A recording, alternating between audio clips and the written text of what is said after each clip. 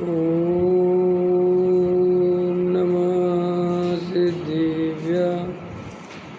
ओम नमः सिद्धिभ्यः। ओम नमः सिद्धिभ्यः। निर्मल ज्ञान परिठिया कम कलंक डहेवी अपल जेड़ परु ते परमा पड़वेवी सब करम मल का नाश कर हर प्राप्त कर निज आत्मा जो लीन निर्मल ध्यान में नम कर निकल पर हम तथ्य मानस शांत हो जिनके गुणों के गान में वे वर्धमान विचरे हमारे ध्यान।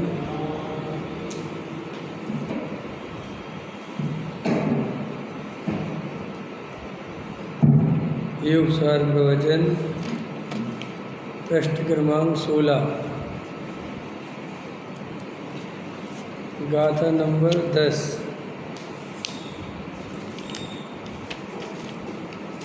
जिन बर कहीं देहादि पर जो उन्हें ही निज मानता संसार सागर में भ्रमे वह आत्मा वैरात्मा। देखो कहते हैं शरीर आदि जिनको आत्मा से भिन्न कहा है उन रूप ही अपने को मानता है वह आत्मा है। ऐसा जिनेंद्र देव ने कहा है कि वह बारंबार संसार में भ्रमण करता है। यह आत्मा शुद्ध चैतन्य अखंड अभेद पदार्थ है। उसे छोड़कर शरीर धन धान्य मकान कीर्ति शरीर की क्रिया तथा अंदर के पुण्य पाप के भाव ये सब मेरे हैं ऐसा मानने वाला बहिरात्मा मिथ्या दृष्टि अज्ञानी है। ज्ञान आनंद आदि त्रिकाली शुद्ध स्वरूप में जो नहीं ऐसे शुभाशुभ विकल्प चार गति लेस्या छह काय कसाय आदि के भाव प्रभाव हैं। श्रावक के छह आवश्यक के भाव मुनि के पंच महाव्रत आदि के भाव ये आत्म स्वरूप में न होने से आत्मा से बाह्य है ऐसा सर्वज्ञ परमेश्वर कहते हैं। ज्ञानी के भी शुभाचरण के भाव तो होते हैं परंतु ज्ञानी उन्हें अपना स्वरूप नहीं जानते उन्हें हितकर नहीं मानते। वे कल्याण के साधन नहीं हैं। औदिक भाव के 21 वेदों में से कोई भी अपना स्वभाव नहीं क्योंकि अंतर स्वभाव में वे रहते नहीं। ज्ञानाचार दर्शनाचार आदि के शुभ विकल्प ये पूर्ण ज्ञानानंद स्वभाव में नहीं है। पूर्ण ज्ञानानंद की प्राप्ति होती है तब भी ये रहते नहीं इसलिए वे भी बहिर्भाव हैं। एक समय में अखंड आनंद कंद अभेद चिदानंद की मूर्ति ऐसा आत्म स्वभाव है। जैसा स्वभाव है वैसा स्वीकार करना यही सम्यक दर्शन है। शुभ भाव तो विभाव है। पुण्य और उसके फल में मिले अनुकूल संयोगों को अपना मानने वाला अज्ञानी है। लक्ष्मी बड़ी अधिकार भी पर बढ़ गया क्या बोलिए कुटुंब या परिवार से वृद्धि कुछ नहीं मानिए। ठीक है, अभी अपन ने इसके दूसरे पैराग्राफ तक चर्चा करी थी। ठीक है, अब देखो तीसरे से अपन चर्चा प्रारंभ करते हैं। एक समय में अखंड आनंद कंद अभेद चिदानंद की मूर्ति। वास्तव में मैं कौन हूँ, मेरा क्या स्वरूप है, ये अपने को गहराई से पकड़ लेना चाहिए। मैं तो एक त्रिकाली ध्रुव जानने देखने वाला एकमात्र आत्मा हूँ, इसके अलावा मैं और कुछ हूँ नहीं। शरीर संयोग मन वचन काय ये तो सब पुद्गल है, ये तो जड़ है, इनका तो जीव कुछ करता नहीं और ये जीव का कुछ नहीं करते। परस्पर निमित्त नैमित्तिक संबंध हैं, वे भी क्यों हैं, कब तक हैं? जब तक जीव अपने स्वभाव में पूरी तरह स्थित नहीं हो जाता तब तक ये निमित्त नैमित्तिक संबंध बने रहते हैं, और जैसे ही जीव अपने स्वरूप में स्थित हो जाता है तो वो निमित्त नैमित्तिक संबंध टूट जाते हैं।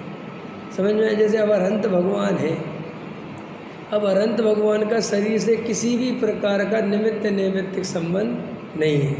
अरहंत भगवान अब सोच कर नहीं बोलते, अब अरहंत भगवान सोच कर नहीं चलते। अब अरहंत भगवान जो है उनकी जो दिव्यध्वनि कीर्ति है वो उनके विकल्प नहीं आते पहले कि मुझे बोलना है। अब वो शरीर से बिल्कुल पूरी तरह संबंध टूट गया है, वे तो अपने आत्म स्वरूप में स्थित हैं और अपने आप ही दिव्य ध्वनि खिरती है। समझ में आया ना? वो टाइम बताते हैं कि भाई इतने बजे बोलूँगा या इतने बजे, अपने आप प्रकृति में जो व्यवस्था बनती है, समूषण लगता है, दिव्य ध्वनि खिरती रहती है। गणधर की उपस्थिति के बिना नहीं गिरती, उन्हें कोई विकल्प नहीं आता कि गणधर को ले आओ तब ये दिव्य ध्वनि खिलेगी, कोई मतलब नहीं है। वे तो अपने केवल ज्ञान में अपने स्वरूप में बैठ गए।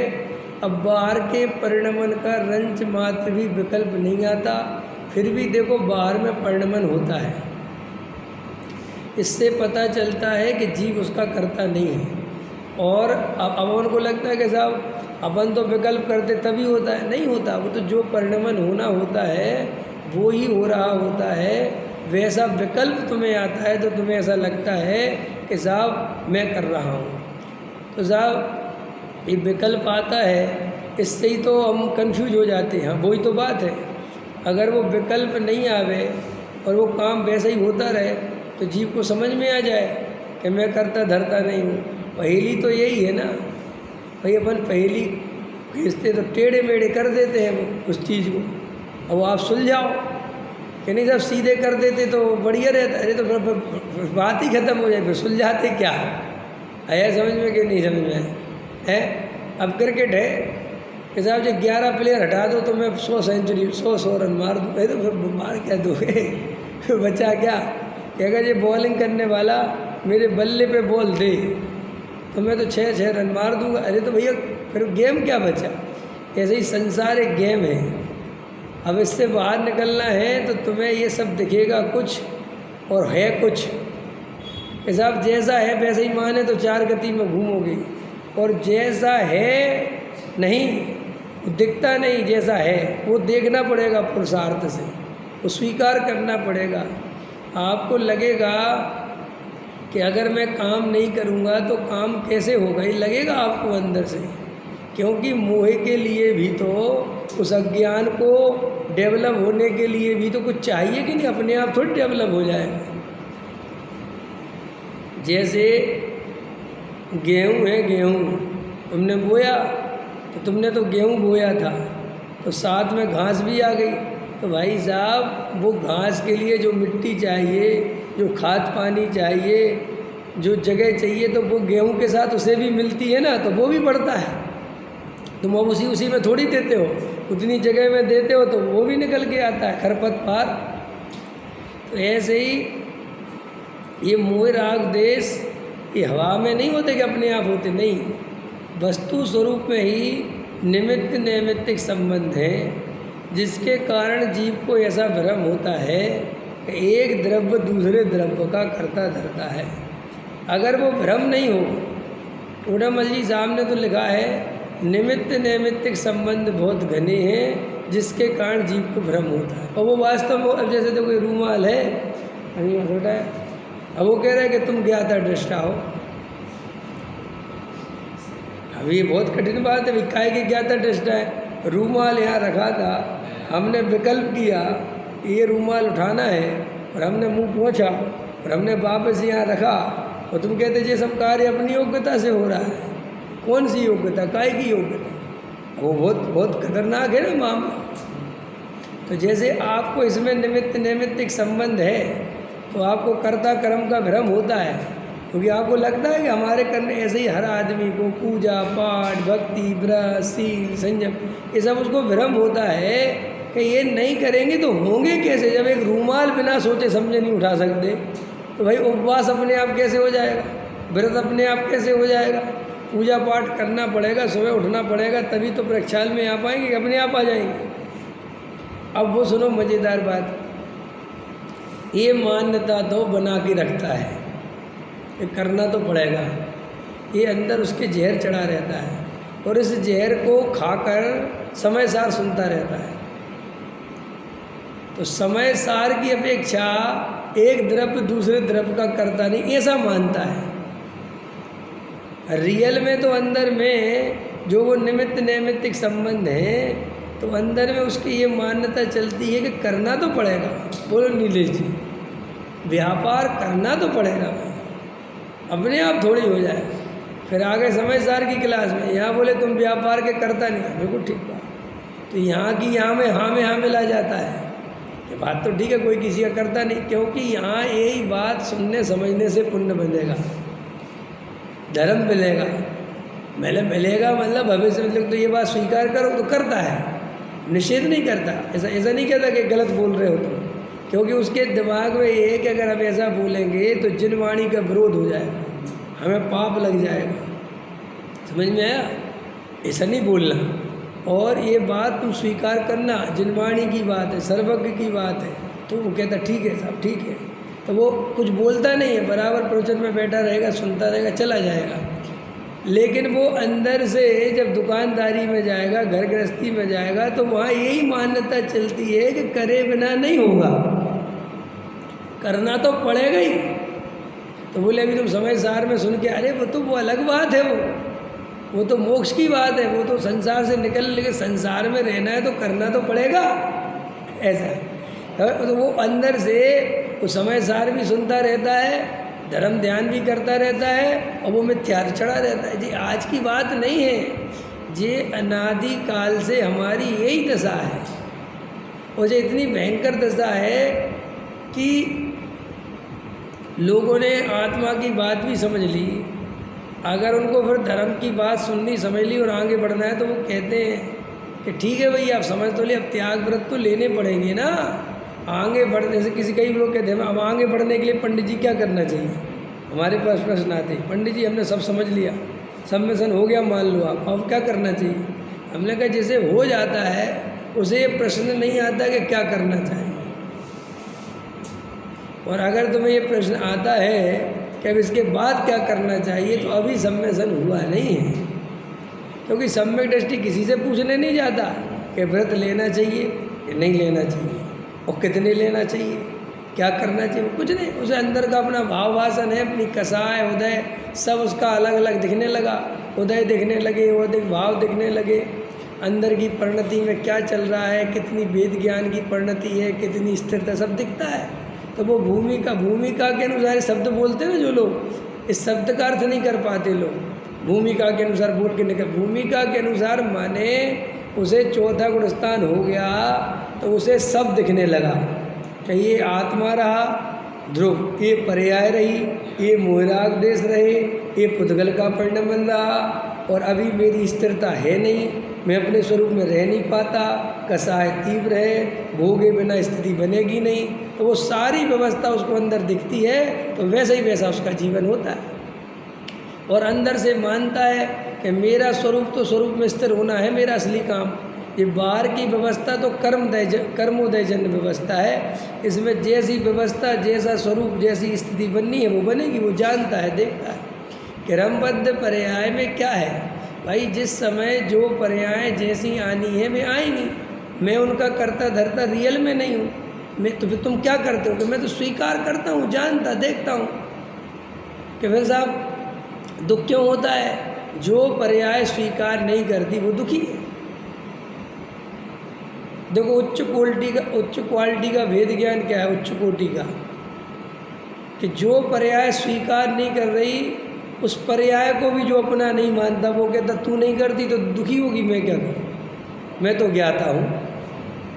माने उस पर्याय से भी जो भेद ज्ञान कर ले वो सच्चा भेद ज्ञानी है। क्योंकि विकल्प तो आएंगे संसार में। तुम सोचो कि जैसी श्रद्धा हो वैसे ही विकल्प आवे तो फिर सम्यक दृष्टि घर छोड़ के चला जाएगा, ये नहीं है। श्रद्धान तो सम्यक दृष्टि का अकर्ता ज्ञायक का है, लेकिन विकल्प आ रहे हैं कि पंचेंद्रिय विषय भोगने के। अब ये कैसे उल्टा उल्टा है। दृष्टि में तो उसे पता है मैं तो ज्ञाता मात्र वस्तु हूँ, ज्ञायक स्वभाव हूँ, और परिणति में तो उसे पंचेंद्रिय के विषय भोग, तो वो क्या करता होगा भाई साहब। वो जिसे विकल्प आ रहा है, जिस परिणति में जिस पर्याय में वो विकल्प आ रहे हैं, वो भाव आ रहे हैं, उसे वो अपना मानता ही नहीं। वो तो जानता है कि ये पर्याय की ऐसी स्थिति है और अभी उदय ऐसा है, तो ये सब पर्याय के स्वांग चलेंगे, मैं देख रहा हूँ, जान रहा हूँ। और ये जब तक चलेंगे, कब तक चलेंगे कि भैया ये जब तक चलने होंगे तब तक चलेंगे। कि तुम क्या करोगे कि मैं देखूँगा, जानूँगा, तो इससे काम बन जाएगा, बनेगा इससे काम। कि कैसे बनेगा, देखो वो जब इतनी दृढ़ता से, श्रद्धा से जब वो अपने ज्ञायक पे टिका रहेगा और उन परभावों से प्रभावित नहीं होगा। परभाव है आत्म स्वभावम परभाव भिन्न। परभाव माने कौन भाई, दूसरे के भाव को क्या लेना देना, तेरे अंदर जो भाव चल रहा है मुझे उससे पता। फिर परभाव माने क्या, परभाव माने जो पर के लक्ष्य से होते हैं उसे परभाव कहते हैं। तो आत्म स्वभावम परभाव भिन्नम, वो तो उन परभावों से भिन्न है। तो जिससे ये श्रद्धान हो गया तो देखो क्या स्थिति है वस्तु की। श्रद्धा गुण है जो वो इतना पावरफुल है, और ज्ञान गुण, ये दो गुण बहुत पावरफुल हैं आत्मा में। माने उस अपेक्षा नहीं, इस अपेक्षा कि ये दो गुण जिसका निर्णय कर लें सारे गुण उसकी तरफ चले जाते हैं। माने नेता है समझ लो, आत्मा में अनंत गुण है ना, तो अनंत गुणों का नेता है ज्ञान। समझ में आया। और ज्ञान से भी ज़्यादा बलवान श्रद्धान। ऐसा ज्ञान से ज़्यादा बलवान श्रद्धान क्यों कि श्रद्धा अगर हो गई तो बस फिर खेल हो गया। क्योंकि ज्ञान अगर श्रद्धान तक खबर नहीं पहुंचा पाया, ज्ञान अगर अपने निर्णय को श्रद्धान में नहीं बदल पाया, तो फिर वो ज्ञान तो क्षय संज्ञान बन के छूट जाएगा। इसलिए ज्ञान जो वस्तु स्वरूप का ज्ञान हुआ वो श्रद्धान में कन्वर्ट हो जाए तो बस तुम सम्यक दृष्टि हो गए। और वो श्रद्धान में कन्वर्ट नहीं हुआ, क्षयोपम ज्ञान में रहा, तो वापस मिथ्या दृष्टि बनी रहोगे, संसार में घूमते रहोगे। तो क्या समझा रहा था मैं, सबसे पावरफुल गुण है ये कौन, श्रद्धा और ज्ञान। तो क्या होता है कि उसका अपनापन अपने त्रिकाली ध्रुव ज्ञायक तत्व में आ गया। श्रद्धान हो गया ना सम्यक दृष्टि को, तो वो श्रद्धान इतनी ताकत है उसकी श्रद्धा की कि यहाँ पे परिणाम चल रहे विपरीत। चारित्य मोह है ना, और श्रद्धा तो सम्यक हो गई, तो चारित्य मोह से विपरीत परिणाम चल रहे, तो भी चारित्य में इतनी ताकत नहीं है कि वो जीव को संसार में घुमा दे। क्योंकि वो श्रद्धा इतनी मजबूत रहती है कि वो उसके बिना हिल नहीं सकता। जैसे पति होता है ना, पति नाम का प्राणी, उदाहरण है एक देश समझना, सर्वदेश लगाने लगते हो। उदाहरण हमेशा जिस अपेक्षा कहा गया उतना ही लगाना चाहिए, उसको लंबाना नहीं चाहिए। तो जैसे पति नाम का प्राणी है, अब वो बाहर कहीं बैठा है, मंदिर में आया कहीं बैठा, उसने कहा चलोगे शिखर जी, अरे चलेंगे, कब करा रहे हो टिकट, हम तो भाई परसों की टिकट का, हाँ चलेंगे चलेंगे चलेंगे। अभी एकदम जोश में है, फिर थोड़ी देर बाद होश में आएगा, कहेगा मैं घर पूछ के बताऊँगा कि भाई अभी तो बड़ा हो, बड़े जोश में थे, अभी क्या हो गया, नहीं घर पूछना पड़ेगा ना, व्यवस्था देखनी पड़ेगी। पहले घर माने वो श्रद्धा, पत्नी माने वो श्रद्धा। तो वो श्रद्धा के जैसे वो पत्नी के पूछे बिना वो कहीं नहीं जाएगा, ऐसे ही ज्ञान भी जब वो श्रद्धा मजबूत हो जाती है तो फिर वो सारा खेल श्रद्धा के आधार से चलता है। वो दिखता तो है कि पति बातें मार रहा है, घूम रहा है, लेकिन वो श्रद्धा से जुड़ा हुआ है वो प्रति समय। वो चारित्य वारित्य में जो तुम्हारे झगड़े फैल रहे ना, वेद बिल्कुल कोई दम नहीं है उनमें। अभी श्रद्धा का फोर्स आएगा एकदम उड़ा देगा वो सब। जितना तुमने जो विकल्पों का जाल खड़ा किया ना, ऐसा करूँगा, ऐसा करूँगा, ये करूँगा, वो करूँगा, ऐसा करते रहे। अपन ऐसा करेंगे, फिर ऐसा करेंगे, फिर ऐसा करेंगे, नहीं नहीं अपन तो ये काम ऐसे ही करेंगे और अपन तो ऐसे ही करेंगे। ऐसा चल रहा तुम्हारा। आज तुमने समझ लो 4 घंटे खर्च कर दिए और एकदम स्वाध्याय में आए, जरा सा तत्व सुना, उस श्रद्धा ने वो सारे विकल्पों में आग लगवा दी। अब ऐसा होता है ना कि अपन बहुत ऐसे विकल्पों में कभी कभी उदय तीव्र होता है तो चलते चले जाते हैं, ऐसा काम कर लेंगे, ये काम कर लेंगे, इसमें तो बहुत बचत है। फिर एकदम स्वाध्याय का तत्व का एकदम विचार आएगा और एकदम अरे कहाँ चले गए, कहाँ चक्रों में फंस रहे बाबू। तो ऐसे सम्यक दृष्टि के पास वो श्रद्धा बहुत मजबूत है। तो तुम्हें जो लगता है ना वो शादी कर रहा है, वो युद्ध लड़ने चला गया, वो सब कुछ भी स्वांग है, वो 1 मिनट में उनमें आग लगा देगा। वो श्रद्धा उसको कभी भटकने देगी नहीं, क्योंकि भटकी हुई श्रद्धा ही होती है। और अगर श्रद्धा सुधर गई तो फिर वो सबको सुधार देती है। देखो, गृहीत मिथ्यात् भटकी हुई श्रद्धा, अगृहीत मिथ्यात् भटकी हुई श्रद्धा, समझ में आया कि नहीं आया? और सम्यक दर्शन सुधर गई श्रद्धा, और श्रद्धा सुधर गई तो फिर इतनी खतरनाक है वो श्रद्धा कि वो कहती है कि तुम 10 भाव भी घूमते रहो। कितने भाव? तो भी वो कहती है कि मैं ज्यों की त्यों बिल्कुल आत्मा की श्रद्धा करके बैठा हूँ, तुम चिंता ही मत करो, तुम कहीं नहीं भटकोगे। कि साहब मुझे बहुत बहुत विकल्प आते, बहुत भोगने की, कहता कितने ही भोगे आओ जाओ, मैं हूँ ना। गुरुदेव श्री कहते थे तू तो श्रद्धा की डोर अपने हाथ में रख और परिणामों को जहाँ जाना है जाने दे, कहीं नहीं सब लौट फिर के वहीं आ जाएंगे। पतंग आसमान में कितने ऊंचाई पर हो, लेकिन डोर जिसके हाथ में है वो उसका स्वामी है। ऐसे ही जिसके पास सम्यक दर्शन है वो उस परिणाम जो कुछ भी होते हैं वे उसका कुछ नहीं बिगाड़ पाते। वो तो जरा से अपनी पलक झपकाते ही अपने ज्ञायक को देखता है और सारे विकल्प जाल उड़ जाते हैं। तो अपने को तो बस आप ज्ञानी हो गए, फिर ये पंच इंद्रिय के विषय वो काम धंधे व्यापार सब चलते हैं, क्योंकि उनका कर्ता ज्ञानी नहीं है।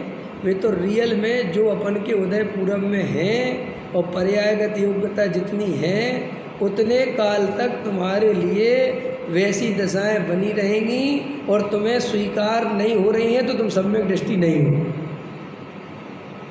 ये भी समझ लो। कोई ज़्यादा तूफानी होते ना तूफानी समझ रहे ना, हमें नहीं करेंगे, हम नहीं करेंगे स्वीकार, हम तो बिल्कुल छोड़ देंगे। अरे तुम होते कौन हो, इतनी ताकत क्यों लगा रहे हो? सहज रहो। तुम तो अपने स्वरूप में स्थित होगे तो वे अपने आप छूटेंगे। कभी भी पर पदार्थ छोड़ के भागने से छूटते ही नहीं। तुम घर गृहस्थी छोड़ के भाग जाओगे तो नई घर गृहस्थी कहीं और बसा लोगे, क्योंकि अंदर में जब चारित्र मोह का उदय है, तीव्रतम उदय है, तो वो राग कहीं ना कहीं कराएगा। अभी एक प्रवचन मैंने पीछे किया था, बताया था चारित्र मोह को इससे मतलब नहीं है कि तुम राग किससे करते हो।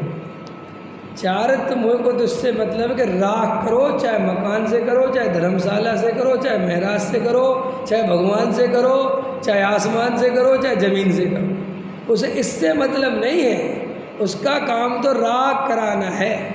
अब तुम चाहे द्रोणागिरि की मूर्ति बना लो और चाहे साक्षात द्रोणागिरि वो कौन थे, द्रोणाचार्य, चाहे उनके पास, उससे मतलब नहीं है। मतलब उसको तो सीधी बात राग चाहिए। जैसा पेट में भूख लगी तो वह लगी, उसे भोजन चाहिए। अब चाहे तुम शुद्ध दो और चाहे अशुद्ध दो, जो देना हो तो, लेकिन भोजन दो, वो पेट तभी भरेगा। चाहे कितने ही बड़े ब्रह्मचारी जी हो और चाहे कितने बड़े महाराज हो, वो पेट तो भोजन से ही भरेगा। ऐसे ही जब राग है तब वो राग, चाहे तुम घर गृहस्थी का छोड़ दो, चाहे पत्नी को जाके शिष्यों से राग करोगे, अपने शिष्य बनाओगे, उनको पत्नी जैसा ट्रीट करोगे, सब पत्नी जैसा ट्रीट करेंगे।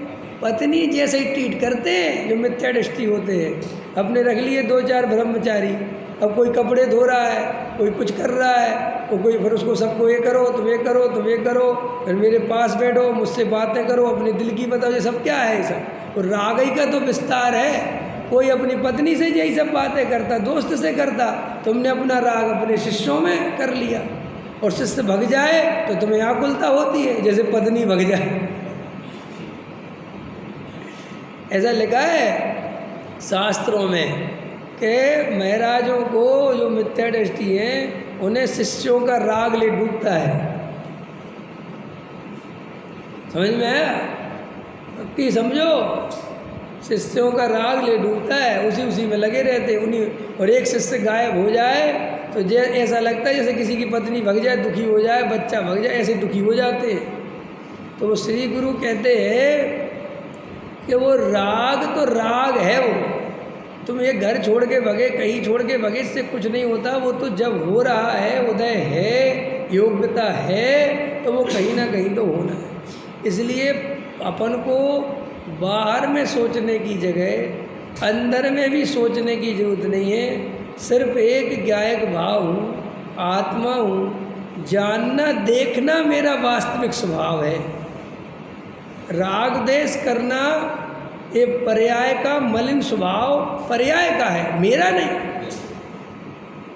मैं पर्याय नहीं हूँ। पकड़ में आ रहा कि नहीं आ रहा? अपन को क्या लगता है साहब वर्तमान में तुम्हें मोह राग देश करना है, तुम नहीं कर रहे मोह राग देश। मोह राग देश वो पर्याय कर रही है, वो पर्याय तुम हो ही नहीं कि साहब मैं क्यों नहीं हूँ पर्याय। अरे भैया वो अभी पर्याय चली जाएगी और तुम रहोगे यहाँ। और कितनी भूतकाल की, कितनी राग देश की कसाएं पर्याएं कहाँ चलेंगी हमें पता ही नहीं। और हम तो ज्ञाता कल भी थे जब वे आ रही थी, और ज्ञाता हम अब भी हैं जब नहीं हैं। और आगे जो पर्याय आने वाली हैं हम उनके भी ज्ञाता ही तो रहेंगे। तो मेरा मूल स्वभाव तो ज्ञाता रहना है। इसी की दम पर तो ये सम्यक दृष्टि 96,000 शादी कर लेते हैं, युद्ध लड़ लेते हैं, और बिल्कुल डिप्रेशन में नहीं जाते, डरते नहीं, घबराते नहीं। ऐसा हमारे साथ ऐसा क्यों हो रहा है? कोई दम ही नहीं है। डॉक्टर साहब कल ही ले रहे थे, बाहुबली को वही काम करने में 1 साल लग गया, आदिनाथ को वही केवल ज्ञान प्राप्त करने में 1000 वर्ष लग गए, और भरत जी को अंतर्मुख में हो। तो अपन क्या कहते, भरत जी का बहुत प्रसाद, व्यर्थ की बातें हैं सब, नहीं समझ में आया? सीधी सी बात है। और फिर एक बात बताओ, इतने तीर्थंकर हो गए, ये भरत जी अकेले कर पाए अंतर्मुख में पुरुषार्थ, और कोई कर ही नहीं पाए।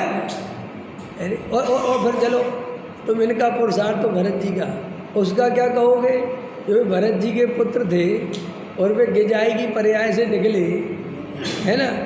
और सुनो, वो गिजाई की पर्याय तो ऐड करा है, जो मूल आगम में है ना, सीधा लिखा है निगोज से निकले और भरत जी के पुत्र हुए, उसमें बीच का लिखा ही नहीं है। ये तो आगम में लोगों ने देखा कि ऐसा हो ही नहीं सकता, ये सिद्धांत विरुद्ध है, तो बीच में डाल दिया कि गिजाई भिजाई हुए थे, ताकि एक बीच में ले लो। और मैं तो कहता हूँ गिजाई हो गए तो गिजाई कौन सी बहुत बड़ी पर्याय है? कौन से संस्कार देने वाली पर्याय, या संगी मनुष्य की पर्याय, या त्रियंच की पर्याय? वो भी तो 2 इंद्रिय की पर्याय है, उसमें कौन सी वो हो गई? मैंने अगर निगोज से सीधे निकले और एक कह भी दे तो कौन सी अतिशयोक्ति है? रियल तो यही है ना। वो गिंजाई में ऐसा क्या कर लिया उनने? अरे गिंजाई तो समझते हो ना तुम लोग, वो ऐसी होती है, वो बहुत सारी लिपटी हुई, तो बहुत सारे वे होते उनके पैर, और वे ऐसे ढेर के ढेर पैदा होती है वे, तो वे थे ना। अब अभी क्या हो गया भाई? मोक्ष चले गए। अब उनके पुरुषार्थ को क्या कहो? क्या पुरुषार्थ? कहाँ समझे, क्या समझे? कितने शास्त्र पढ़े, कितने व्रत नियम पाले, कुछ तो बना पूर्व। तुम कहते ना पूर्व पर्यायों का क्षण, वो क्या अनंतरवर्ती क्षण, वो क्या वो सिलसिला बोलते ना, तो वो सिलसिला उनकी पर्यायों में घटित करके बताओ। वो हो ही नहीं रहा पूर्ववर्ती पर्यायों का सिलसिला। भाई भरत जी का तो कहते अपन कि वे 60,000 वर्ष मुनि थे पिछली पर्याय में। वो जो तीर्थंकर आदि सर्वार्थ सिद्धि में थे, और उसके पहले भावलिंगी मुनिराज थे, और उसके पहले ये थे, उसके पहले ये थे, उसके पहले 10 भाव तो गिनाते हो ना तुम। यहाँ से सम्मिश्रण हुआ क्या साहब, गिंजाई वाले उसके भरत जी के जीव के बच्चों के गिनाओ 10 भाव, उनके भाव ही नहीं है। और सुनो बोले ही नहीं, और बोले तो समोसण में जाके बोले, सब कह के भरत जी के जो गूंगे बच्चे पैदा हो गए यार, ये बोलते ही नहीं कुछ। और बोले तो समोसण में आदिनाथ के बोले हमें जैनेश्वरी दीक्षा दे दो। आश्चर्य है सबको, आश्चर्य आश्चर्य का क्या चक्कर है। तो वहीं तो ये प्रश्न आया कि ये जीव कौन है और कहाँ से आया, तो वहीं आया ये उत्तर। लोगों को तभी तो ये शंका हुई भाई ऐसे कैसे जीव है, समझ में आया कि नहीं। अब क्या करोगे भाई साहब, कुछ नहीं करोगे, बिल्कुल स्वतंत्र योग्यता है परिणमन की, अपन उसमें कुछ नहीं कर सकते। सिर्फ और सिर्फ अपन ज्ञाता स्वभाव वाले हैं, जानते हैं और देखते हैं। अगर अपन को 10 भाव बाद मोक्ष जाना है तो गारंटी से 10 भाव बाद ही जाएंगे। ये नहीं साहब हम पहले ब्रह्मचर्य ले लें, हम मुनि बन जाए, हम ये कर लें, हाँ कर लो, हमें नहीं कह रहे कर लो। ऐसी मान्यता करोगे तो सम्यकता ही नहीं है अभी तो फिर 10 भाव है ही नहीं तुम्हारे, अभी तो और ज़्यादा भाव है। क्योंकि मैं कुछ नहीं कर सकता, जो होना है वो निश्चित है। ये जो स्वीकार करता है और जिसको ज्ञायक स्वरूप की पक्की श्रद्धा हो जाती है, जो शांत हो जाता है, कर्तृत्व का भूत उड़ जाता है, ऐसे ही जीव के 2-4 10 भाव बचते हैं। जो फेर फार के चक्कर में जल्दी कर लूँ उसके तो अभी संसार बाकी है। तो श्रद्धा की ताकत बहुत ताकत है। देखो भाई भावुकता से कुछ होने वाला नहीं है। धर्म बहुत शांति का, बहुत समता का, बहुत धैर्य का, तर्क से, युक्ति से, आगम से, स्वानुभव से तत्व का निर्णय करो, कोई जल्दबाजी मत करो। अपन को जल्दी मोक्ष नहीं जाना भाई, जल्दबाजी से तो अपन का उल्टा ही बिगड़ेगा काम। शांति रखो चित्त में, जैसे परिणमन हो रहा है उन्हें जानो, देखो शांति से। मैं ज्ञाता मात्र हूँ, मैं करता नहीं हूँ, इसका आनंद लो, इतना आनंद लो, इतना आनंद लो कि श्रद्धा बिल्कुल ज्ञाता की तरफ झुक जाए। क्योंकि हमारी श्रद्धा वहीं झुकेगी जहाँ उसे आनंद आता हुआ दिखेगा। नहीं समझ में आया? प्रयोग करके देखो, तुम 3 दिन प्रयोग करो। कौन सा प्रयोग करो? क्रमबद्ध पर्याय का प्रयोग करो 3 दिन, कि मैं आज से अपनी तरफ से कुछ नहीं करूँगा, मैं तो ज्ञाता पर टिका रहूँगा और जो होगा उसे जानूँगा, देखूँगा।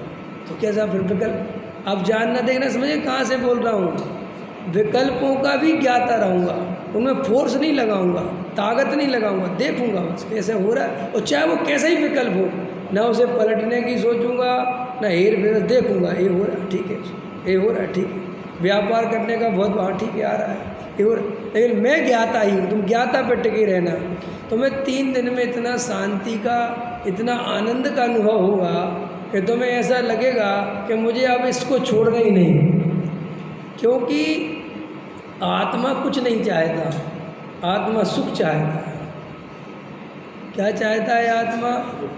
और जब आपको श्रद्धान में क्रमबद्ध पर्याय में शांति का वेदन होगा, सुख का वेदन होगा और निर्भयता का वेदन होगा, तुम्हारी बस जागृत रहना। तुम ये प्रयोग करते समय जागृत रहना कि मेरे शांति, मेरे आनंद में वृद्धि हो रही कि नहीं हो रही, और वो देखते रहना। अगर तुम्हारा शांति, आनंद और निर्भयता बढ़ रहा हो तो ऐसा अनुभूति से जब तुम 3 दिन गुजरोगे तो श्रद्धा पकड़ लेगी कि यही बस काम की चीज़ है। मैं तो 3 दिन बोल रहा हूँ, सिर्फ ज़्यादा दिन बोल ही नहीं रहा मैं। बहुत ताकत है 3 दिन के आनंद में भी। तुम जरा से निर्भर होके देखो, जो हो रहा है वो स्वीकार करो, मुझे कुछ करना ही नहीं, मैं तो मात्र जानने देखने के स्वभाव वाला तत्व हूँ। पर के साहब काम कैसे होगा? सुनो काम कैसे होगा। जो काम होना है वैसा विकल्प, वैसा उदय, वैसी व्यवस्था बनेगी, और अगर नहीं होना है तो नहीं होगी। तो साहब फिर मैं क्या करें? तुमसे कह रहे तुम ज्ञाता हो, तुम जानो और देखो। कोई बड़ी फैक्ट्री है, उसमें चौकीदार है, चौकीदार काम है जानो देखो आ गया कि आज फैक्ट्री नहीं खुलेगी, नहीं खुलेगी, कल खुलेगी क्या आ जाएगी। अरे अगर भाव हमारे गलत हो गए, ये गलत हम काम कर रहे हैं, तो फिर उस समय क्या कर सकते वेद ज्ञान, हैं? उस समय नहीं क्या भेद ज्ञान, उन भावों से भेद ज्ञान करो, ये मेरा स्वरूप नहीं है। एक ये भेद ज्ञान करना ही भाव को सुधारना है। भाव को सुधारना तुम्हारे हाथ में नहीं है। अगर भाव सुधारे जा सकते तो फिर कोई नरक जाता ही नहीं समय, फिर तो व्यवस्था ही अलग हो जाती। भैया जो उदय जैसे बंधे हुए हैं वे उदय आएंगे, वे अपना काम करेंगे, वे नहीं छोड़ेंगे तुम्हें। जब वे तीर्थंकरों को नहीं छोड़ते तुम्हें कैसे छोड़ देंगे, हमें कैसे छोड़ देंगे। मेरा आयु कर्म ये नहीं देखता कि मैं सम्यक दृष्टि हूँ कि मिथ्या दृष्टि हूँ। अगर मेरा आयु कर्म आज पूरा हुआ तो हुआ, खत यानी जब मैं सम्यक दृष्टि हूँ उसे कोई लेना देना नहीं। टोडामल जी को ऐसा कर्म का उदय आया कि हाथी के पैर के नीचे मरना पड़ा, और बिल्कुल महापंडित सम्यक दृष्टि ज्ञानी धर्मात्मा जीव थे। किसने बचा लिया। और जयपुर में इतनी जैन समाज थी कि तुम उसकी कल्पना भी नहीं कर सकते। अब तुम निमित्त की दृष्टि वाले हो, समाज बुरी थी, लोग बुरे थे और बचाना चाहिए था। इस सब महा उपचार के व्यवहार के कथन हैं। आदिनाथ के सम्मोषण में पूछते हम कि भैया वहाँ पर टोडामल जी नाम के पंडित विद्वान होंगे, उनका अंत समय कैसा होगा। बिल्कुल एक्यूरेट ऐसे ही बताते। याद रखो, निमित्त की दृष्टि वाला सदा काल दुखी रहेगा। लिख लो ये लाइन। जिसकी निमित्त की दृष्टि है वो जीवन में कुछ कर भी नहीं सकता। ये भी सुन लो, कर सकता है नीलेश जी, ये समझ में आ रहा है। निमित्त की दृष्टि। एक बिहार में उसका बाप अनपढ़ गवार है, मजदूरी करता है, उसका घर नहीं है, झोपड़ी है। क्या है? झोपड़ी। माने पानी की बारिश आवे तो वो सिमट के बैठ जाए, एक एक कोना पकड़ ले, पानी गिरता है, ऐसी स्थिति। बाप कमा के लाता है तो चावल दाल रोटी मिल जाती है, वरना अगर नहीं जाएगा कल तो वो भी नहीं मिलेगी। ठीक है, ऐसी स्थिति। और वहाँ एक लड़का है उसी का, और वो IAS बनने की सोचता है। कितना कितना कलेजा रखता होगा।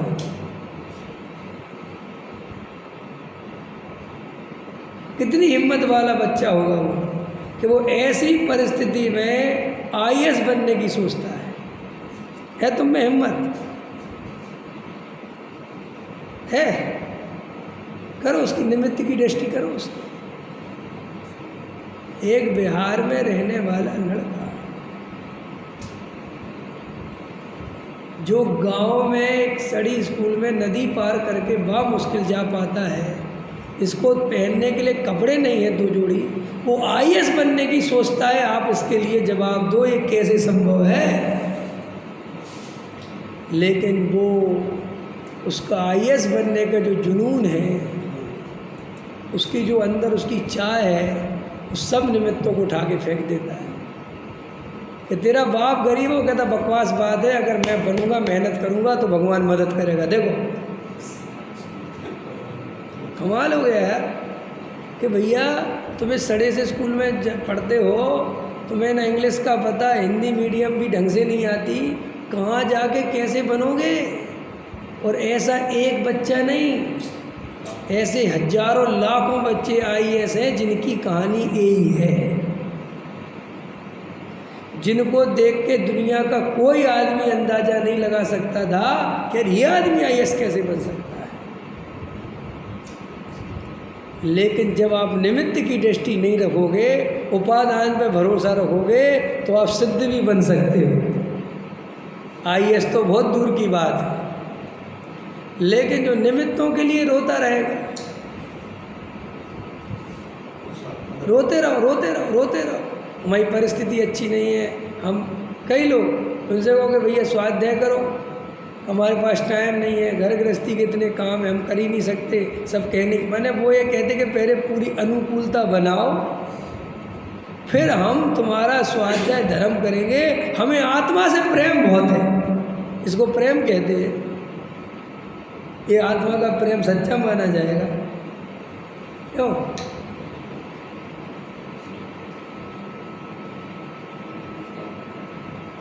एक लड़का एक लड़की से बहुत प्रेम करता है और एक लड़की लड़के से बहुत प्रेम करती है, ठीक है,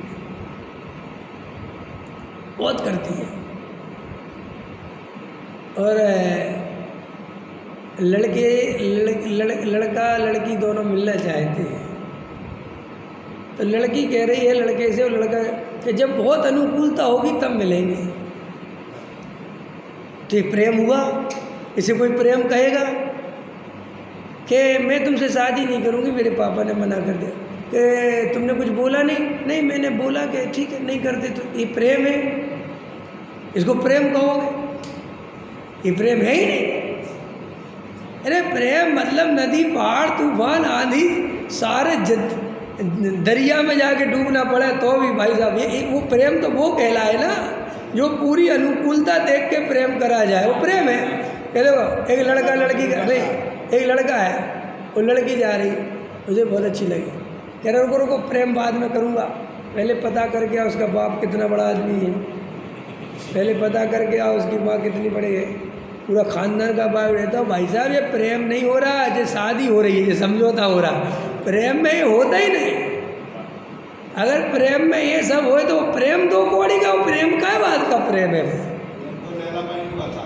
प्रेम तो लैला मजनू का वो प्रेम नहीं। प्रेम हम उस अर्थ में उदाहरण नहीं दे रहे कि तुम प्रेम आत्मा का प्रेम, तुम कहते हमें आत्मा से बहुत प्रेम है, लेकिन तुम 1000 शर्तें लगा रखी तुमने कि हम आत्मा से प्रेम तो बहुत है लेकिन हम 50 साल के हो जाएंगे तब करेंगे स्वाध्याय आत्मचिंतन। बच्चे बड़े हो जाए भैया प्रेम ही नहीं है वो, तुम्हें कभी आत्मा मिलने वाला ही नहीं है, लिख के ले लो तुम।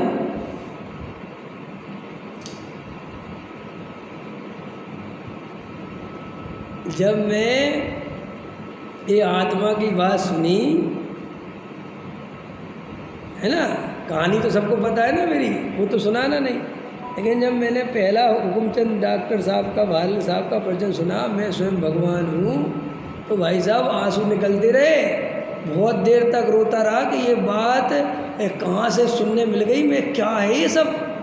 और तुम विश्वास नहीं करोगे 3 दिन में तो मैंने पूरा जो पूरे शास्त्री में पढ़ाते होंगे वो पढ़ के रख दिया था, सब पढ़ता, इतनी अंदर में रात को 2 बजे 3 बजे तक पढ़ता रहा सब वे गए। उनसे पूछता था बताना क्या क्या पढ़ रहा है, दिखाना और कहाँ लिखा, ये बाल बोध बीतराग विज्ञान तत्व ज्ञान, वो कोई पीछे पढ़ा नहीं था मैंने ये सब कि मुझे किसी ने पढ़ाया हो, अपने आप ही ऐसी रुचि सब समझ में आता गया, क्रमबद्ध पर्याय समझ में आ गई, निमित्त उपादान सब समझ में आ गया। और अंदर में ये लगा कि भाई साहब यही करना है, बाकी सब व्यर्थ है। तो वो आत्मा की जो असली रुचि है वो ये कहलाती है। निमित्त की दृष्टि वाला लोक में भी कुछ नहीं कर सकता। तुम निमित्त खोजोगे ना तो जिंदगी भर निमित्त खोजते रह जाओगे, कुछ नहीं होगा। कोई आदमी ऐसी दुकान खोले कि पहले ग्राहक लाओ फिर मैं दुकान खोलूँगा, पहले 10-20 यहाँ ग्राहक खड़े करो, फिर मैं उनसे पूछूंगा कि तुम्हें क्या क्या चाहिए, फिर मैं वो सामान ले आऊँगा। ऐसा कोई दुकान खोल पाएगा? ये पागल हो क्या? भरोसा रखो तुम अपनी मेहनत पे, अपने उदय पे, अपनी योग्यता पे, कि तुम तो करो, ग्राहक आना होगा आएगा। ऐसे ही तुम तो भाई साहब भेद ज्ञान करो, तत्व निर्णय करो कि परिणाम में जो होने होंगे वे होंगे। तुम उनके कर्ता क्यों बनते हो मुफ्त में कि नहीं पहले परिणाम सुधर जाए तो मैं भेद ज्ञान करूँ? मूर्ख चंद, भेद ज्ञान करो परिणाम से, ऐसा भेद ज्ञान कर के परिणाम में हूँ ही नहीं। जब मैं हूँ नहीं तो बिगड़ा हुआ परिणाम या सुधरा हुआ परिणाम मुझे क्या लेना देना। मेरे लिए शादी करने का भी परिणाम वही है और नहीं करने का भी परिणाम वही है। नहीं करने का परिणाम भी मेरा नहीं था और जो करने वाला परिणाम है वो भी मेरा नहीं है। तो मैं जब नहीं करने वाले परिणाम में था तब भी मैं वो नहीं था, और अब करने वाले परिणाम में हूँ तब मैं भी वो नहीं। क्योंकि कल आदमी के साथ ऐसा होता है कि कभी कभी जीवन में आदमी कर लेता है शादी विवाह, और कुछ परिस्थितियाँ बिगड़ जाए, अरे मैंने किस घड़ी में कर ली, मैं तो पहले ही सोच रहा था, ये फंस गया। कुछ नहीं फंसा, तू उसका करता धरता नहीं, स्वीकार कर। और सच्ची बात है, फंसे बिना सुलझे का मजा क्या। क्यों रमेश जी, फंसो तभी तो सुलझने का मजा है। देखो अपन गेम खेलते थे बचपन में, तो कोई भी गेम खेलो, जैसे अभी बच्चे खेलते, तो जैसे वो होते क्या बोलते स्लिप पट्टी, स्लाइड है ना, या अपने जाते तुम्हारे क्या होते थे पानी वाले वाटर पार्क, तो पहले तो भैया चढ़ो, उतने ऊपर तक लाइन लगो, अपना अपना ट्यूब संभालो, ऐसा करते कि नहीं। अब खड़े लाइन में कि भैया काय के लिए खड़े हैं, कि जो ऊपर जा रहे हैं कि नहीं ऊपर, कि फिर यहाँ से नीचे, तो नीचे ही तो खड़े हैं, काय को जा रहे हैं। अरे यार ये कैसी बातें करते हो, ऊपर जाएंगे फिर नीचे गिरने का मजा आएगा। ऐसे ही श्री गुरु कहते थे भागो मत संसार से, संसार में रह के देखो तो कि है कैसा, और फिर तुम जागना, फिर तुम्हें जागने का मजा आएगा। न तुम्हें जागने का मजा भी नहीं आएगा कि नहीं साहब।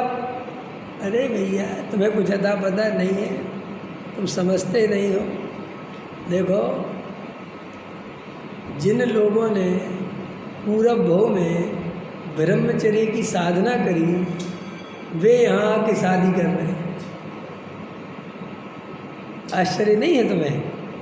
जो पूरब भव में ब्रह्मचर्य की साधना करके आए, कौन? सारे के सारे तीर्थंकर, ये वहाँ सर्वार्थ सिद्धि जो पहुँचे हैं, तो सर्वार्थ सिद्धि के पहले भावलिंगी मुनिराज थे। तो भावलिंगी मुनिराज शादीशुदा होते कि ब्रह्मचर्य होते हैं? पूर्ण ब्रह्मचर्य होता है ना उनका। ऐसा वो व्यक्ति वहाँ से देवगति में सर्वार्थ सिद्धि गया, और सर्वार्थ सिद्धि में 33 सागर रहा, और यहाँ आके फिर शादी करता है। हद हो गई, ये क्या जगह है भैया? ये सब उदय की विचित्रता है।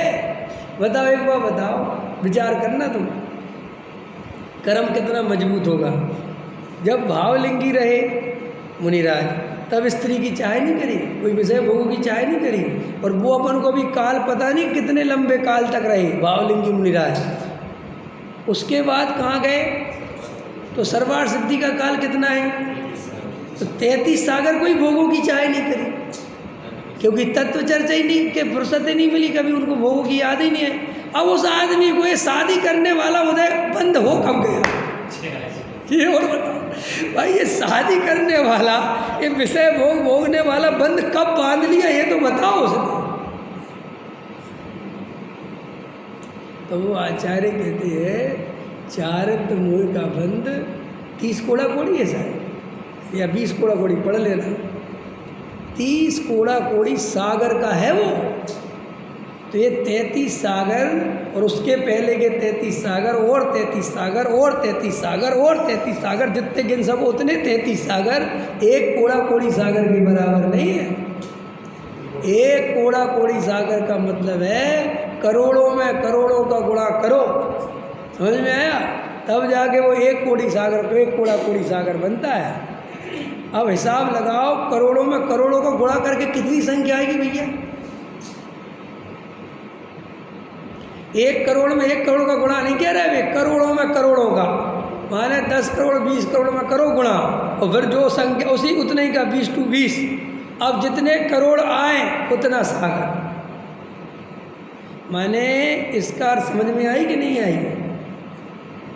नहीं समझ में आया? देखो इसका अर्थ समझो। मैंने इस पर्याय में कोई बंद कर लिया चारित्र मोह का, और उसकी स्थिति बनी 20 कोड़ा कोड़ी सागर। तो वो सत्ता में पड़ा रहेगा और इस दौरान मैं मुनि हो जाऊंगा, साधु हो जाऊंगा, ब्रह्मचारी हो जाऊंगा, सर्वार्थ सिद्धि पहुंच जाऊंगा, फिर लौट के आ जाऊंगा, फिर मुनि हो जाऊंगा, फिर साधु बन जाऊंगा। ऐसा मैं कितनी ही बार होता रहूं, वो सत्ता में पड़ा रहेगा। बोलो, सोचो बात। अगर मैं पूरी तरह आत्मा में स्थित नहीं हुआ तो स्थित हो गया तो निर्जला हो गई, बात खत्म हो गई। लेकिन स्वरूप में स्थित नहीं हो पाए और वो नहीं आया तो देखो वे तीर्थंकर नीचे आते हैं और शादी कर लेते। अब बोलो अब क्या करें?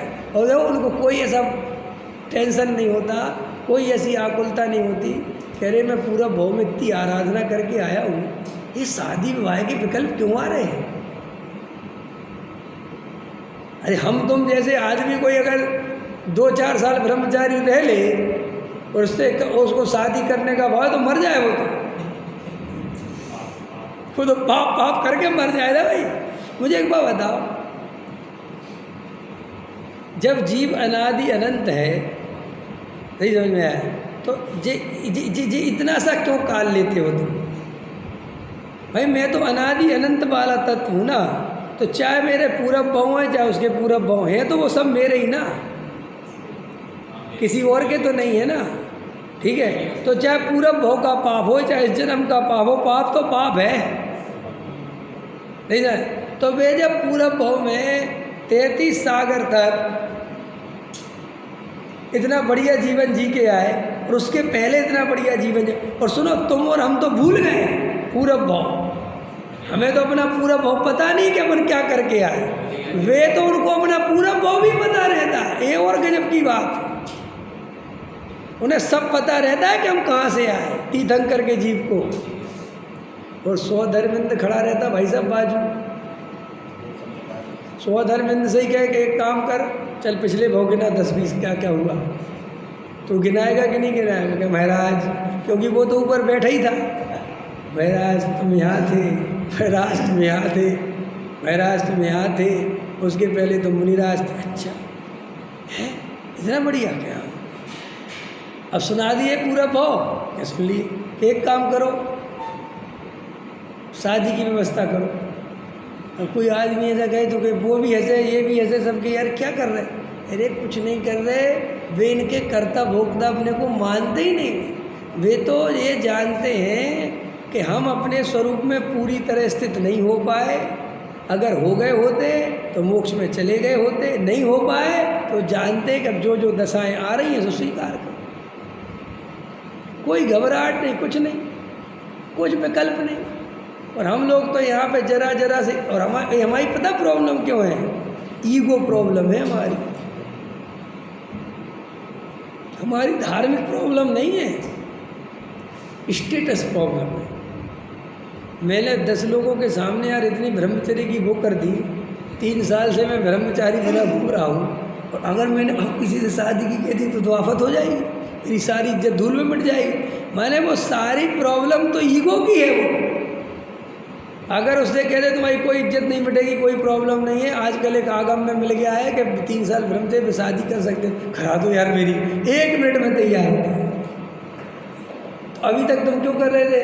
कि भैया इसलिए कर रहे थे कि ईगो प्रॉब्लम। और तीर्थंकर आदि को ऐसे अहंकार बिल्कुल नहीं होते कि लोग हमें धार्मिक समझ रहे हैं तो हम ऐसा काम कैसे करें, उन्हें बिल्कुल ऐसा होता ही नहीं। ये तो सारी प्रॉब्लम हम जैसे मिथ्या दृष्टियों के साथ है, सम्यक दृष्टि को ये प्रॉब्लम होती नहीं कभी। एक बात बताओ, भरत जी कितने फेमस राजा थे, इतने फेमस थे कि जिनके नाम से भारत पड़ा, तो जिसके नाम से भाई साहब देश का नाम रख दिया जाए वो आदमी कितना प्रिय होगा। और भरत जी के बारे में सब कहते हैं कि जब वो दीक्षा लेके जा रहे थे तो पूरी प्रजा और सारी रानियां इतनी दुखी जिसका कोई हिसाब नहीं, सारी लोग, क्योंकि ऐसा राजा मिलेगा, ऐसा न्यायवान सम्यक दृष्टि राजा। अरे लोग में भी कोई ढंग का टीचर हो और वो छोड़ के जाता है तो बच्चे ऐसे रोते हैं कि बाप के मरे पे न रोवे हैं। और भरत जी इतने बड़े सम्राट चक्रवर्ती, और सुनो भगवान आदिनाथ की दिव्य ध्वनि खिल रही उसी नगर में। समझ में आया कि नहीं आया? और ये चक्रवर्ती पद्म का वो बन गया, वो चक्र आ गया। बताओ, दर्शन करके कहते हैं जय हो महाराज, मैं लड़ने जा रहा हूँ। बताओ, कोई आदमी वो प्रजा या जो वे बैठे होंगे समूह खड़े कहेंगे जी एक आदमी बताओ इसके क्या कमी है, क्यों जा रहा है? भाई एक तो कमी हो आदमी के पास तो भाई चला जाए जहाँ भी जाए। खुद राजा और आदिनाथ का, अगर आदिनाथ उनको राजा बना के गए थे ऋषभ देव, तो कितना वैभव दे के गए होंगे भाई साहब। भाई जब अपने राजा का राजा बना के गए थे ना भरत जी को, और बाहुबली को वो जगह दे के गए थे पोदनपुर की कि तुम यहाँ का राज्य करना, तो भाई माल तो बहुत होगा ना, बहुत माल था। अब ऐसा व्यक्ति कह रहा है कि मैं 60,000 वर्ष बाद लौटूंगा, तब तक तुम्हारी दिव्य चलने दो। बोलो, चला गया। हम और तुम कितने ड्रामे करते, कितने मायाचारी करते हैं, कितने धार्मिक दिखने की कोशिश करते हैं कि लोग हमें धार्मिक समझें। मंदिर में कार्यक्रम हो रहा है और हमारा बिल्कुल मन नहीं है, लेकिन इसलिए अटेंडेंस लगाने जाते हो कि लोग हमें गैर धार्मिक न समझ लें। सोचो, जबकि हमारी तुम्हारी क्या इज्जत है, उनकी कितनी इज्जत होती है, तो अभी वे कोई उनको विकल्प नहीं है, जो करना है चले जाते हैं। ये है सम्यक दृष्टि का लक्षण। और जो मायाचारी करते हैं, जो सामाजिक दृष्टि से डरते हैं और उस हिसाब से जीते हैं, वे कभी सम्यक दृष्टि होते ही नहीं। जो आचरण दूसरों के लिए पाला जाए वो आचरण सम्यक दृष्टि कभी पालता ही नहीं। स्वयं के लिए, और वो भी अंदर से भाव दशा वैसी बने तो उसके जीवन में वैसा आता है। कल वो आए थे ना इंदौर से अमित जी, तो आचरण संबंधी चर्चा कर रहे थे। तो देखो, पहले तो जो आचरण भाषण अपन पालते हैं, ये कोई आचरण नहीं है, ये कोई चारित्र नहीं है। एक नंबर तो पहले ये समझो। तुम भाव आवेश में आके व्यवहार से चारित्र बोल देते हो कि बहुत चारित्र पालते हैं, बहुत चारित्र। चारित्र नहीं है, ये आचरण है। आचरण और चारित्र में अंतर होता है। आचरण का अर्थ होता है जो सामाजिक दृष्टि से, आपकी परंपरा से, जो एक सामान्य आचरण, जो जैसे न्याय है, नीति है, छल कपट नहीं करना, झूठ नहीं बोलना, ये तो समाज का आचरण है। ये तो समझ लो सरकार भी कहती कि तुम ऐसा नहीं करना। समझ में आया? और हम जमीकंद नहीं खाते, रात में नहीं खाते, है ना, ये बाजार में। तो भाई साहब, ये तुम्हारा सामान्य श्राप का चार है, ये कोई चारित्र फारित्र नहीं है। और जे तुम जो पालते हो, ये पूरा परंपरा से पालते हो, आगम से नहीं पालते हो। क्योंकि आगम में जैसा आचरण लिखा है तुम वैसा नहीं पालते। ये तुम अपने हिसाब से जो तुम्हें सूट करता है वो पालते हो। कि कैसे? देखो, हम जमीकंद नहीं खाते और बाजार की नमकीन खाते हैं। जी शास्त्र में ऐसा आचरण लिखा ही नहीं, ये लिखा ही नहीं शास्त्र में। शास्त्र में तो ये लिखा, पहले मोटा वक्ष छोड़ो, फिर ये जो तुम्हारे ये है ना जमीकंद, ये दूसरे नंबर का पाप है। पहले नंबर का पाप, जिस कार्य में त्रस जीवों की हिंसा होती हो उसका त्याग करना चाहिए। तो त्रस जीवों की हिंसा किस में होती है, वो विवेक करो। नहीं समझ में आया? तुमने बाजार का आटा खा लिया, बाजार की मैदा खा ली, बाजार का नमकीन खा लिया, बाजार की मिठाइयाँ, बड़ा बक्ष में, और जमीकंद छोटा बक्ष। तो आप कहोगे क्या करना चाहते हो, क्या करें? तो तुम इसमें से ऐसा मत चुनाव कर लेना कि ठीक है जमीकंद और चालू कर देते हैं। चुनाव करने की बात नहीं, मैं ये कह रहा हूँ कि ये जो तुम्हारा आचरण है, ये तुम्हारी अपनी सहूलियत से तुमने बनाया, ये कोई आचरण नहीं है। फिर बनाया क्यों? इसलिए कि हमें अपनी परंपरा जिंदा रखनी है, हमें जैनत्व जिंदा रखना है। और अगर हम उसको ये कह देंगे कि आलू खा लो चाहे बाजार का खा लो बराबर है, तो वो दोनों ही खाने लगेगा, क्योंकि वो बाजार का तो छोड़ने से रहा, हम जानते उसकी परिणति। तो हमने कहा महिला तुम आलू छोड़ दो। समझ गए? ये बिल्कुल वैसी बात है। ये कोई आचरण नहीं है, ये कोई धर्म का अंग नहीं है, ये तो तुम्हारी सामाजिक व्यवस्था व्यवस्थित चलती रहे, जैन परंपरा चलती रहे और लोगों को जमीकंद आदि छोड़ दें तो उससे वे अंडा मांस मछली की तरफ नहीं जाए इतने आचरण की वजह से। समझ में आया? वो कोई आत्मा का आचरण है नहीं, वो कोई आत्मा के आश्रय से आया नहीं, उसमें वीतरागता का कोई लेना देना नहीं और कोई हिंसा का भी विशेष लेना देना नहीं है, क्योंकि हिंसा तो ज़्यादा उसमें है। नहीं समझ में आया? लेकिन लोग होटल में जाते कहते भैया बिना आलू की दाल बना दे, आलू प्याज बदबदी दाल दे दे और रोटी दे दे, खा लेते ना बहुत सारे लोग। क्या हुआ? उसको लगता है कि मैंने, हम ये नहीं कह रहे हम, तो फिर साहब उसका क्या करें? भैया कुछ मत करो, वो जो चल रहा है वो चलने दो, लेकिन उसे धर्म मत मानो, उसे आचरण मत मानो। आचरण पंचम स्थान से प्रारंभ होता है, उसके पहले कोई आचरण भाषण होता ही नहीं है। ये तो सब आपका जैन श्रावकाचार, वो जैन परंपरा है, वो कोई आचरण थोड़े ही है। पंचम गुण स्थान में व्रत आते हैं, नियम आते हैं उसके। अब ये अपन रात में भोजन नहीं करते और दूध पी लेते हैं, काजू किशमिश खा लेते हैं, चिप्स खा, कोई कहाँ लिखा है ये कहाँ से निकाला तुमने रात्रि भोजन?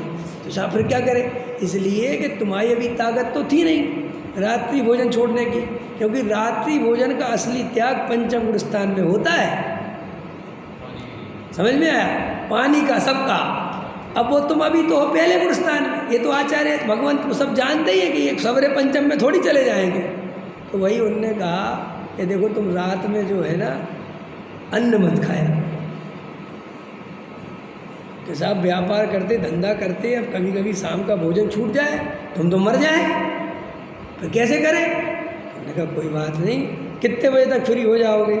कि हम साहब 8 बज जाते फिर तो हमें दुकान से आने में। तो उन्होंने कहा जब 8 साढ़े 8 बजे आओ तो दूध पी लिया करो और जरा से ड्राई फ्रूट्स खा लिया करो।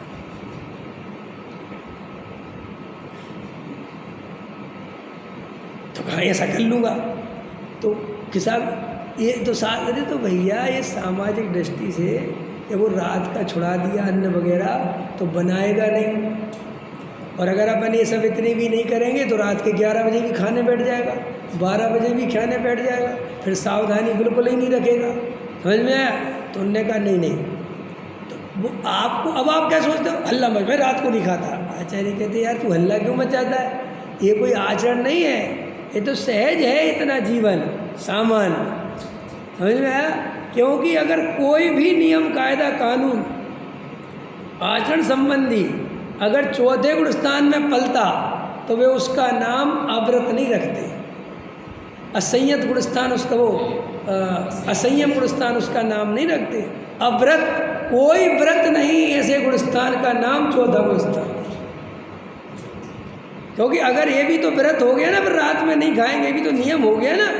लेकिन उनने इतना लगा कि सम्यक दृष्टि के सप्त व्यसन और मध्यमास मधु नहीं होते।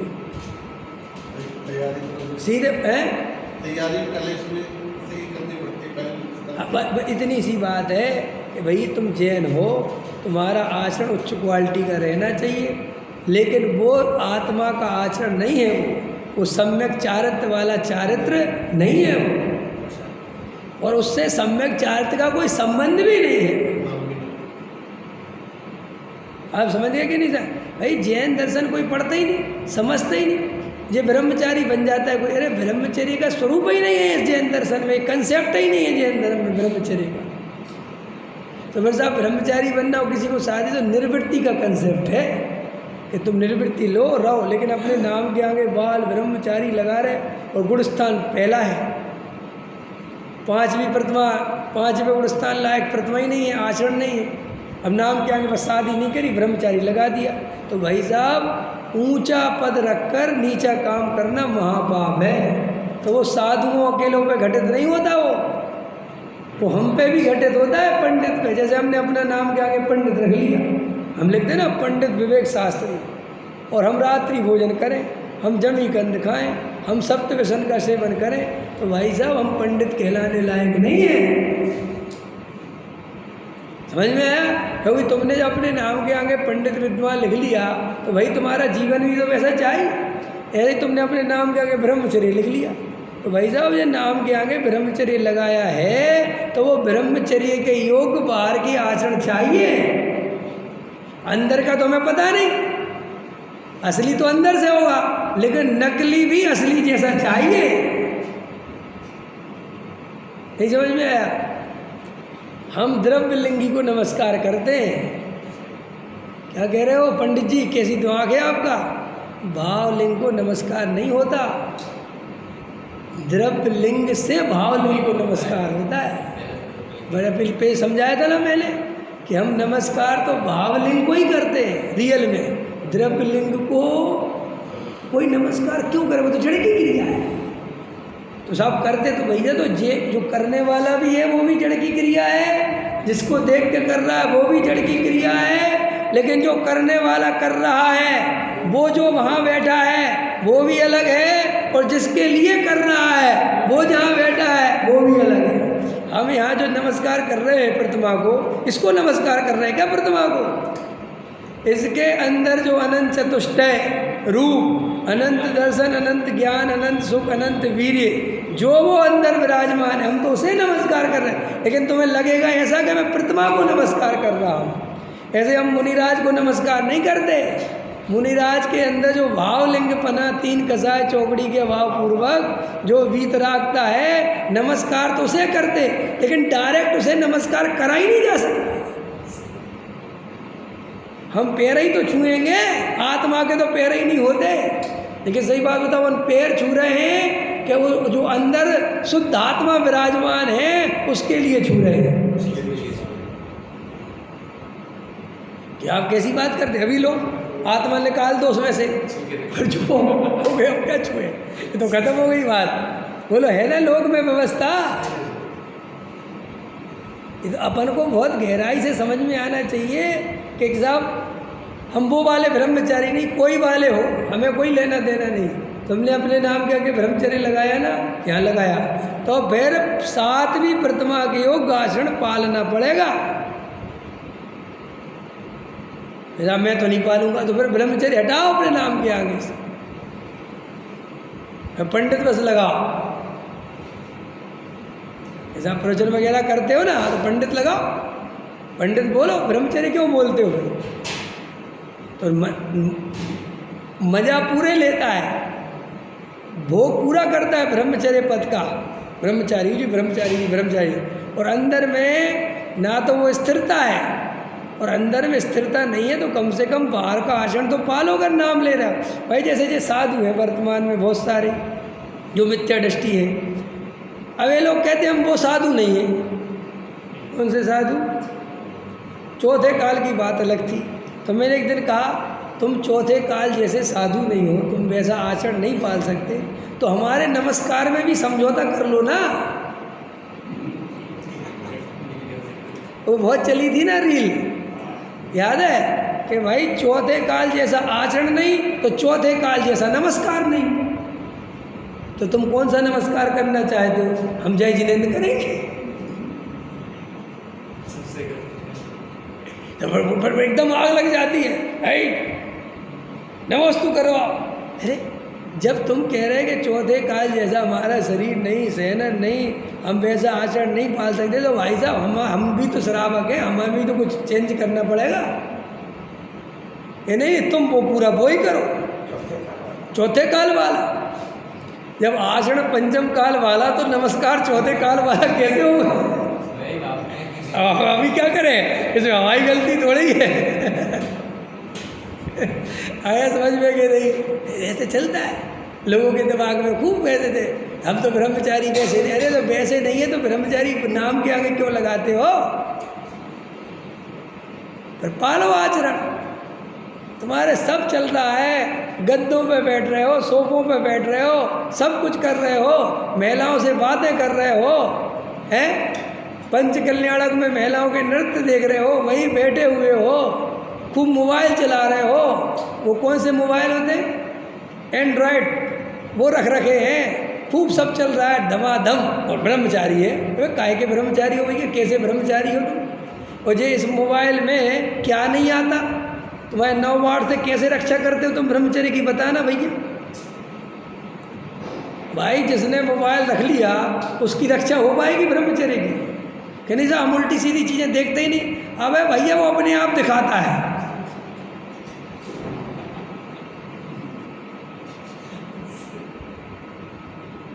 वो तो आता है उसमें। तुम यूट्यूब चलाओ, किसी का वचन सुनो, और उसने अगर ऐड बंद नहीं करा रखा तो बीच में अचानक कुछ भी आ जाता है। अब क्या करोगे? तो फिर साहब हम क्या करें? भाई साहब बटन वाला फ़ोन रखो, पेन ड्राइव लाओ, सुनो प्रवचन शांति से ऑडियो। वीडियो देखने क्यों? भाई वीडियो क्यों देखना? तुमने राग छोड़ दिया ना, और तुम तो ब्रह्मचारी हो गए। तुम्हारी तो स्थिरता ऐसी होनी चाहिए कि वीडियो क्या, प्रवचन भी एकाध सुनो और आत्मस्वरूप की साधना करो, स्वाध्याय करो, चिंतन करो। सो बस बहाना तो कुछ और है, काम कुछ और है। राग भरा पड़ा है अंदर से, और बस वीतरागता का चोला पहनाते जाओ और राग की पूर्ति करते जाओ। ऐसे काम नहीं चलेगा। तो देखो, अपन तो अंतरंग से जो वस्तु का स्वरूप है भाई, उसमें चेंज नहीं करो, हेर फेर मत करो, निर्णय करो मैं कौन हूँ, मेरा क्या स्वरूप है, और जो उदय आदि है उन्हें स्वीकार करो। अपनी तरफ से किसी भी प्रकार का छल कपट मायाचार मत करो। जैसे हो वैसे रहो। निर्वृत्ति से रहना है तो निर्वृत्ति से रहो, प्रवृत्ति से रहना है तो प्रवृत्ति से रहो, लेकिन ईमानदारी से रहो। ईमानदारी के बिना पंडित भी बेकार, ब्रह्मचारी भी बेकार, महाराज भी बेकार, श्रावक भी बेकार, गृहस्थ भी बेकार, और ईमानदारी के साथ सब अच्छे हैं। समझ में? कोई छोटा बड़ा नहीं है, सब अपनी अपनी जगह बहुत बढ़िया है। लेकिन ईमानदारी अगर अपने अंदर नहीं है तो अपन सच्चे आत्मार्थी नहीं है। सहजान